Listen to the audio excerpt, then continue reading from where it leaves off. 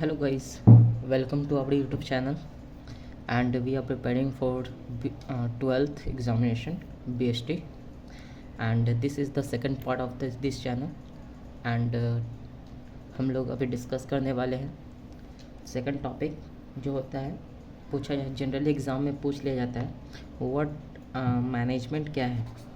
Management क्या है, arts है या फिर साइंस है, इसको डिफाइन करने के लिए। ठीक है, तो मैनेजमेंट आर्ट्स है या फिर साइंस है, ये टॉपिक है हमारा आज कवर करेंगे। उसके बाद देन हम लोग कवर करेंगे लेवल्स ऑफ मैनेजमेंट। क्या कवर करेंगे? Levels of management. ठीक है, तो ये हमारा टॉपिक रहने वाला है आज का। तो आप लोग बने रहें और अच्छे से देखें और समझने की कोशिश करें। अगर कोई प्रॉब्लम हो रहा है तो कमेंट आप हमको कर सकते हैं या फिर कोई वीडियो आपको जैसे लग रहा है उस तरीके से आप हमको कमेंट कर सकते हैं। चलिए तो हम अपना टॉपिक स्टार्ट करते हैं। क्या है क्वेश्चन, क्या है हमारा? Define management as arts and science. तो हम लोग ने लास्ट टॉपिक में कवर किया था कि मैनेजमेंट क्या होता है, ये तो हमको समझ में आता है कि मैनेजमेंट होता क्या है। ठीक है, अब हम कंपैरिजन कब कर सकते हैं? जब हमको साइंस के बारे में भी पता हो कि साइंस क्या होता है और आर्ट्स के बारे में पता हो क्या होता है, तब हम कंपैरिजन कर सकते हैं, बता सकते हैं कि मैनेजमेंट आर्ट्स होता है या फिर साइंस होता है। ठीक है, तो चलिए हम देखते हैं क्या होता है मैनेजमेंट। पहले देखिए मैनेजमेंट क्या होता है, बोल सकते हैं फर्स्ट पॉइंट में। क्वेश्चन क्या बन रहा है? Define management arts and science both. तो मैनेजमेंट क्या है? Management is considered both N arts and a science. Management जो है वो दोनों कंसिडर किया जाता है, आर्ट्स भी जिसको कला बोलते हैं और साइंस भी जिसको विज्ञान बोलते हैं। क्यों किया जाता है? बिकॉज इट इन्वॉल्व्स, मैनेजमेंट जो है इन्वॉल्व करता है क्या? बोथ प्रैक्टिकल स्किल्स जिसको आर्ट बोलते हैं एंड सिस्टमैटिक नॉलेज जिसको साइंस बोलते हैं। प्रैक्टिकल स्किल्स कहने का मतलब क्या? जाहिर सी बात है, प्रैक्टिकल स्किल्स मैनेजमेंट जो भी करता है इंसान, जो भी मैनेजर ही मैनेजमेंट का काम करता है। ठीक है, और भी लोग करते हैं, लेकिन प्रोफेशनल डिग्री मैनेजमेंट करने के लिए आपको क्या रिक्वायरमेंट होती है? बिजनेस ऑर्गेनाइजेशन में professional degree. The person who has cleared MBA examination and, तो इसीलिए वही काम कौन करता है? मैनेजमेंट करता है। ठीक है, तो क्या प्रैक्टिकल स्किल्स, तो मैनेजमेंट करने का काम क्या है? ये प्रैक्टिकल नॉलेज भी होता है। प्रैक्टिकल नॉलेज मतलब आपको बिजनेस ऑर्गेनाइजेशन में इम्प्लीमेंट करना पड़ेगा। थियोरेटिकल नॉलेज आपके पास होता है लेकिन उसको इम्प्लीमेंट कहाँ करते हैं? प्रैक्टिकल वे में करते हैं। ठीक है, तो इसलिए उसके पास प्रैक्टिकल स्किल्स होना बहुत ही ज़्यादा ज़रूरी है मैनेजमेंट करने के लिए। And systematic knowledge, systematic knowledge कहने का मतलब क्या कि कोई भी काम जो करता है मैनेजर वो सिस्टमैटिक वे में करता है। जैसे कि हम लोग क्या कर रहे थे, मैनेजर का मैनेजमेंट जब पढ़े तो फर्स्ट पॉइंट क्या था? प्लानिंग। प्लानिंग कर रहे थे, फिर क्या कर रहे थे? ऑर्गेनाइजिंग, फिर क्या कर रहे थे? Staffing, then directing and then controlling. क्या कर रहे थे?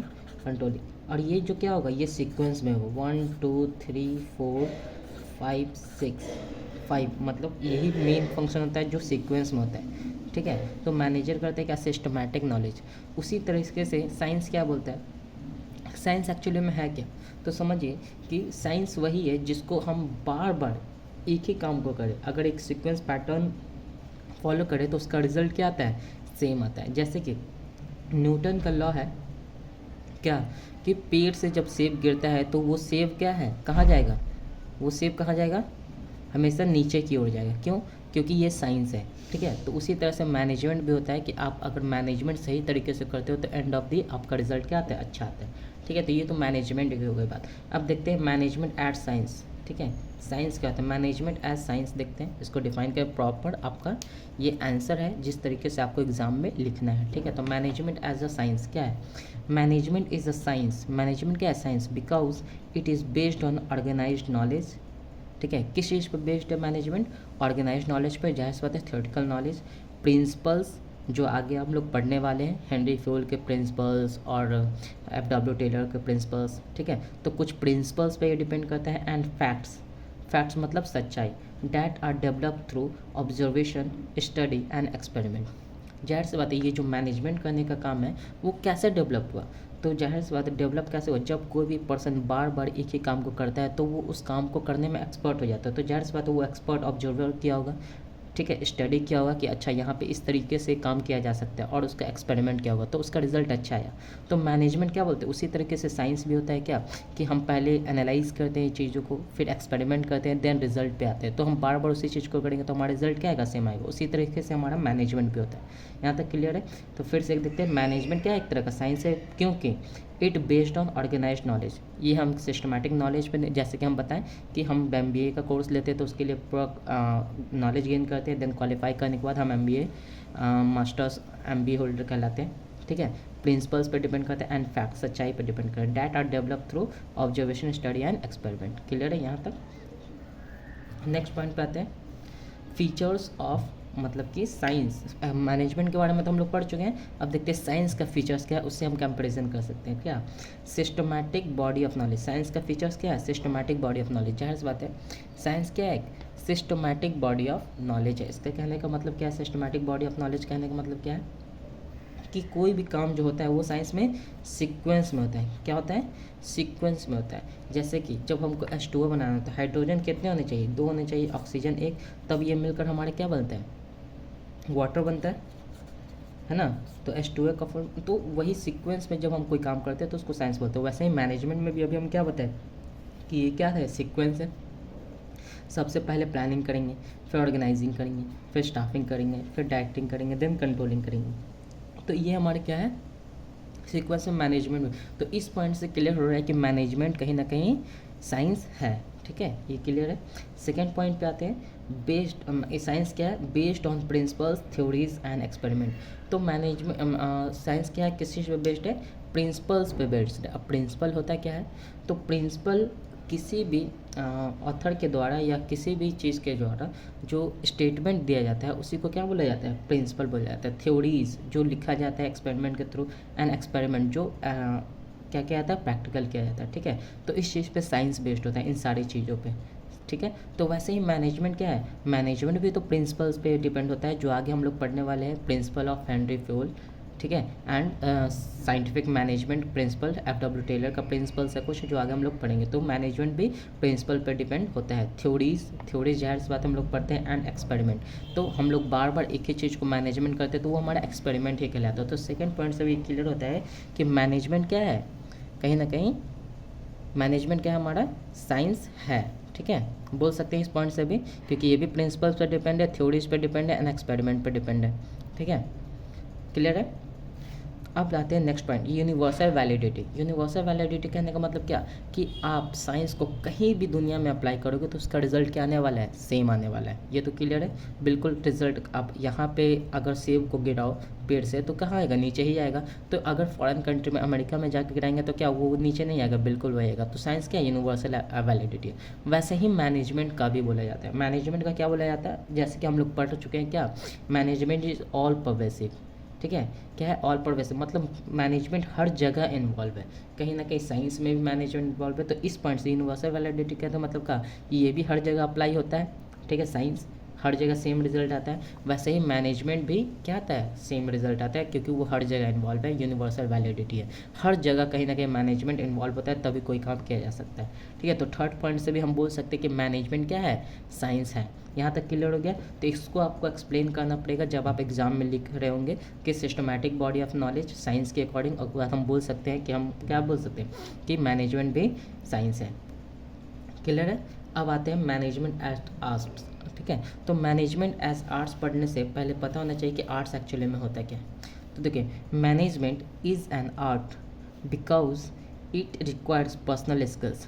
जाहिर सी बात है, मैनेजमेंट क्या हर कोई कर सकता है, नहीं, उसके लिए प्रोफेशनल डिग्री चाहिए, MBA कर ये होना चाहिए, ठीक है। तो मैनेजमेंट क्या है, एक कला है, क्योंकि इट रिक्वायर्स प्रोफेशनल स्किल्स। उसको एक तरीका होता है, सीक्वेंस में उसको सीखना पड़ता है। सब कोई मैनेजमेंट का काम नहीं कर सकता। हाँ, बाकी सब मैनेजमेंट का हिस्सा हो सकते हैं, लेकिन मैनेजमेंट करने के लिए आपको स्पेशल नॉलेज, स्किल्स चाहिए। क्रिएटिविटी होता है ना, मैनेजमेंट क्या होता है, क्रिएटिविटी का ही पार्ट है। नए नई चीज़ को सोचना पड़ता है। Experience and judgement to apply knowledge and effectively.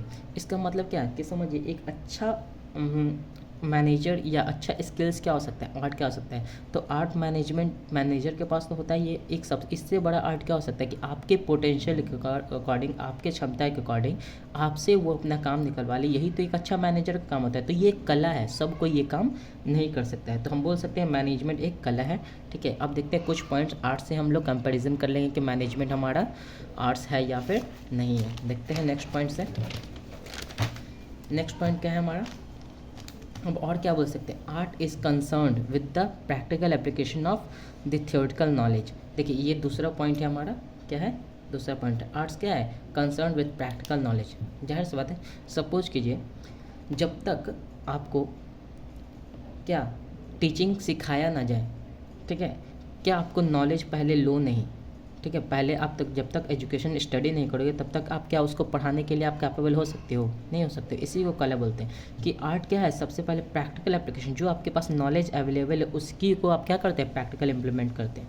ठीक है, जो आपके पास थ्योरेटिकल नॉलेज है उसी को प्रैक्टिकल इंप्लीमेंट करें, यही तो आर्ट है, कला है। ठीक है, तो ये चीज़ क्या कहलाता है, मैनेजमेंट को हम आर्ट्स बोल सकते हैं। ठीक है, फीचर ऑफ आर्ट क्या होता है, the existence of theoretical knowledge and practical existence of theoretical and practical knowledge. ये क्या है, मतलब कि जाहिर सी बात है कि जब तक आपको अगर आर्ट्स क्या है कि आपको प्रैक्टिकल जो भी एप्लीकेशन करना है उसके लिए पहले आपके पास थ्योरेटिकल नॉलेज होना चाहिए, उस चीज़ के बारे में आपको क्या होना चाहिए, नॉलेज होना चाहिए, ज्ञान होना चाहिए, तभी आप उस चीज़ को अप्लाई कर सकते हो प्रैक्टिकल वे में। ठीक है, इसीलिए MBA होल्डर क्या करते हैं, पहले थ्योरेटिकल नॉलेज लेते हैं, तब उसको जाकर फील्ड पे अप्लाई करते हैं, ऑर्गेनाइजेशन में अप्लाई करते हैं और वो अच्छा मैनेजमेंट करते हैं। ठीक है, क्योंकि उनके पास थ्योरेटिकल नॉलेज अवेलेबल होता है।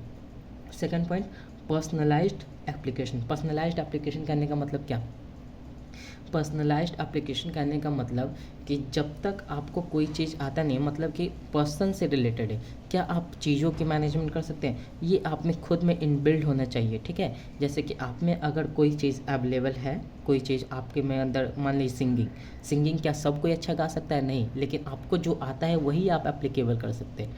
ठीक है, कोई अच्छा टीचर हो सकता है, कोई अच्छा सिंगर हो सकता है, कोई अच्छा स्टूडेंट हो सकता है। ठीक है, कोई अच्छा मैनेजर हो सकता है, मैनेजर तो आपको इनबिल्ड, आपको पास प्रैक्टिकल नॉलेज होना चाहिए। पर्सनलाइज्ड एप्लीकेशन का जो काम आपको आता है वही काम आप कर सकते हैं। ठीक है, तो इसी को बोलते हैं पर्सनलाइज्ड एप्लीकेशन। अगर हम टीचर को बोल दें कि आप गाना गाओ, क्या ये पॉसिबल है, नहीं, तो जो चीज़ उसको आता है वही चीज़ वो करना चाहता है। ठीक है, तो इसीलिए बोलते हैं पर्सनलाइज्ड एप्लीकेशन, जो आपको आता है कला। क्या डांस, टीचर को बोल दे डांस करने के लिए, या फिर किसी सिंगर को बोल दे तुम डांस करके देखो, क्या पॉसिबल है, नहीं, जो उसको आएगा उसी पे वो अप्लाई होगा। ठीक है, जिसके पास थ्योरेटिकल नॉलेज होगा वही प्रैक्टिकल एप्लीकेशन कर सकता है, अदरवाइज़ नहीं कर पाएगा, पॉसिबल नहीं है, बहुत ही रेयर है। बेस्ड ऑन प्रैक्टिस, अब ये चीज़ किस चीज़ पे डिपेंड करता है, जाहिर सी बात है प्रैक्टिस पे डिपेंड करता है। बोलते हैं practice makes a man perfect. तो आर्ट्स क्या है, एक प्रैक्टिकल नॉलेज, जाहिर सी बात है जितना ज़्यादा प्रैक्टिस करते हैं वो उस काम में उतना ही एक्सपर्ट हो जाता है। तो क्या हमने पढ़ चुके हैं मैनेजमेंट में कि मैनेजमेंट इंक्रीजेज एफिशिएंसी, क्यों कि वो भी क्या है, प्रैक्टिस पर डिपेंड है। जितना वो ज़्यादा मैनेजमेंट से रिलेटेड काम कर रहा होगा उतना ही ज़्यादा वो क्या होगा, एक्सपर्ट हो जाएगा उस काम पे। तो वही आर्ट्स, तो इस पॉइंट से भी हम क्या कर सकते हैं, मैनेजमेंट आर्ट्स है। तो एट द कंक्लूजन हम लिख सकते हैं कि जितने सारे भी पॉइंट है इसको वेरीफाई करने के बाद हम लोग बोल सकते हैं कि मैनेजमेंट आर्ट्स है, इट इज़ प्रूव्ड। ठीक है, तो ये चीज़ क्या हो सकता है, इसके अकॉर्डिंग हम अपने आंसर का एक्सप्लेनेशन कर देंगे। और ये बहुत बहुत बहुत ज़्यादा इंपॉर्टेंट क्वेश्चन होता है जो नॉर्मली एग्ज़ाम में देखने को मिल जाता है। ठीक है, तो इसको आप लिख सकते हैं, एक्सप्लेन कर सकते हैं। तो ये हो गया हमारा एक टॉपिक। अब हम लोग नेक्स्ट टॉपिक कवर करने वाले हैं, लेवल्स ऑफ मैनेजमेंट। कितने लेवल्स ऑफ मैनेजमेंट, टॉपिक क्या है, लेवल्स ऑफ मैनेजमेंट। मैनेजमेंट के कितने लेवल्स हैं, मैनेजमेंट के जनरली 2 लेवल्स होते हैं। देखिए ऑब्जेक्टिव में भी आपसे पूछा जाता है। देखो एक क्या होता है, मैनेजमेंट के लेवल्स क्या होते हैं, एक होता है मैनेजरियल और एक होता है नॉन मैनेजरियल। क्या होता है, लेवल्स कैसे, मैनेजमेंट 3 होते हैं लेकिन हम उसको क्लासीफाई करेंगे, अभी आपको समझ में आएगा। क्या, देखिए एक डायग्राम है, इससे आप समझ जाइएगा।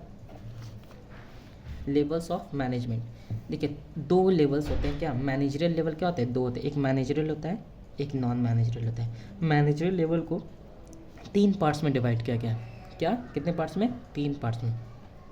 Top level management, middle level management, lower level management. क्या बोला गया, top level management, middle level management और लोअर लेवल मैनेजमेंट। अब ये क्या होता है, देखिए मैनेजर लेवल में जाहिर सी बात है, नाम से ही क्लियर है कि ये जो काम होगा, ये जो तीनों काम है वो किसके काम के अंडर आता है, मैनेजर के अंडर में आता है। नॉन मैनेजरल में मैनेजर अवेलेबल नहीं होता है। यहाँ पे प्लेटफॉर्म पे जहाँ पे सिर्फ वर्कर्स काम कर रहे होते हैं, ठीक है।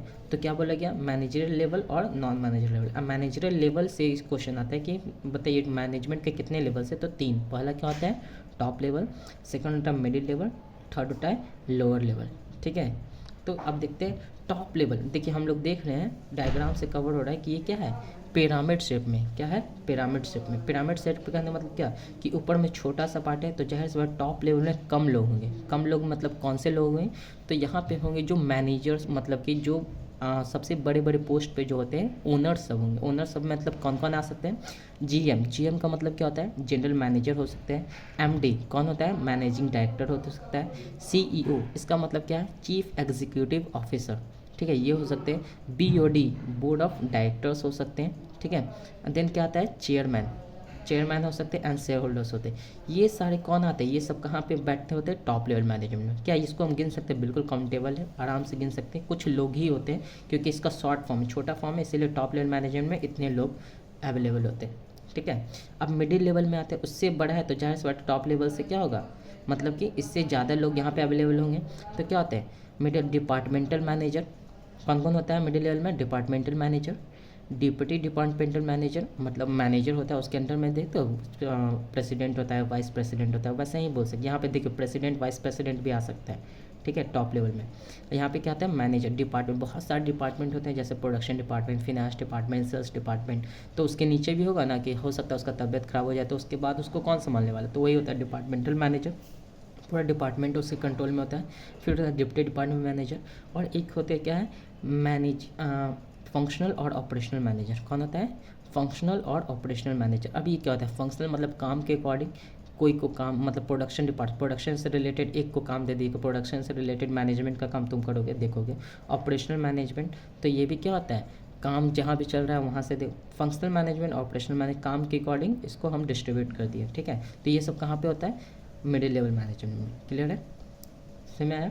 तो मिडिल लेवल मैनेजमेंट कौन होता है, departmental manager, deputy departmental manager, और फंक्शनल या operational manager. And then third में आते हैं लोअर लेवल मैनेजमेंट में। क्या होता है, तो लोअर लेवल मैनेजमेंट में 2 ही आते हैं, एक होता है फॉरमैन, दूसरा होता है सुपरवाइज़र। अब फॉरमैन और सुपरवाइजर में बहुत लोगों को कन्फ्यूज़न होता है, लेकिन हम यहाँ पे क्लियर करते हैं कि फॉरमैन किसको बोलते हैं और सुपरवाइज़र किसको बोलते हैं।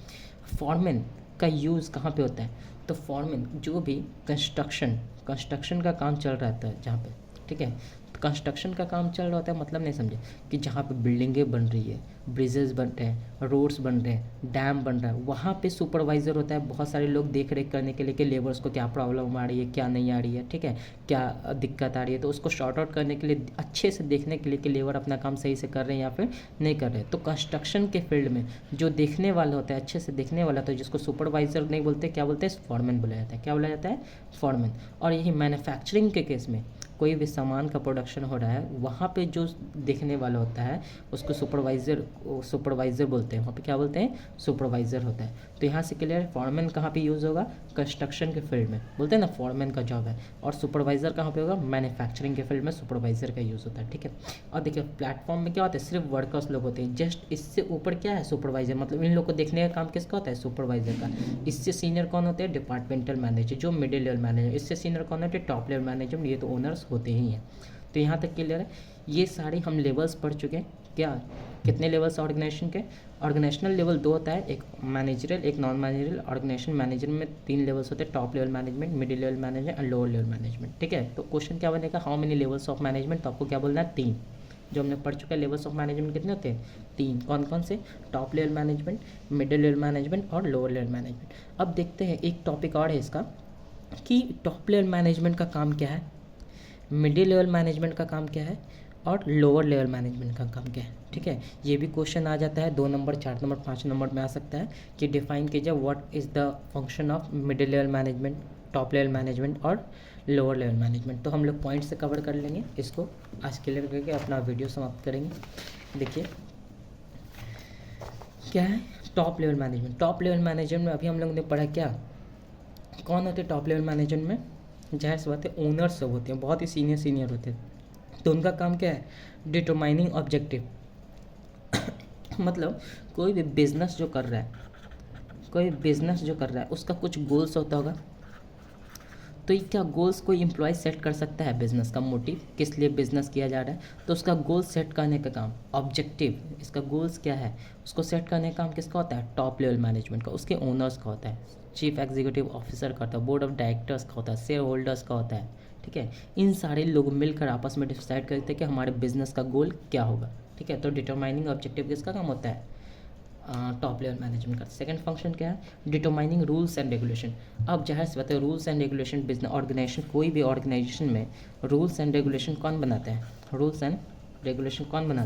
जाहिर सी बात है उसके ओनर सभी बनाएंगे, कौन कितना बजे आएगा, कौन किसके अंडर में काम करेगा, किसके अंडर में कितने लोग होंगे, कौन किसको रिपोर्ट करेगा, ये सारे काम कौन करेगा, तो जाहिर सी बात है टॉप लेवल मैनेजमेंट वाले ही करेंगे, उसके ओनर्स करेंगे। ठीक है, तो रूल्स एंड रेगुलेशन बनाने का काम किसका होता है, टॉप लेवल मैनेजमेंट का होता है। सेकंड पॉइंट क्या है, थर्ड पॉइंट, असेंबलिंग रिसोर्सेज। मतलब कि असेंबलिंग रिसोर्सेज कहने का मतलब क्या, कि जो अपने बिजनेस को, अपने गोल्स को अचीव करने के लिए जितने सारे भी चीज़ों की रिक्वायरमेंट होगी, उसको एक जगह लाने का काम या फिर इकट्ठा करने का काम कौन करेगा, टॉप लेवल मैनेजमेंट करेंगे। हमको रॉ मटेरियल लाना है तो कौन लाएगा, अवेलेबल कौन करवाएगा, टॉप लेवल मैनेजमेंट। मान ली हम लोग एम्प्लॉयज़ किस लिए करते हैं, उसको तो काम करना होता है, लेकिन अवेलेबल जितने सारे रिसोर्सेज है, जैसे फिनांस का काम, प्रोडक्शन से के लिए रॉ मटेरियल चाहिए, ठीक है, लोगों को हायर करना है, ह्यूमन रिसोर्स का काम, तो कौन करते हैं, टॉप लेवल मैनेजमेंट वाले करते हैं। तो जितने सारे भी रिसोर्सेज अपना बिजनेस गोल अचीव करने के लिए चीज़ों की रिक्वायरमेंट होती है, उस चीज़ को अवेलेबल करवाने का काम किसका होता है,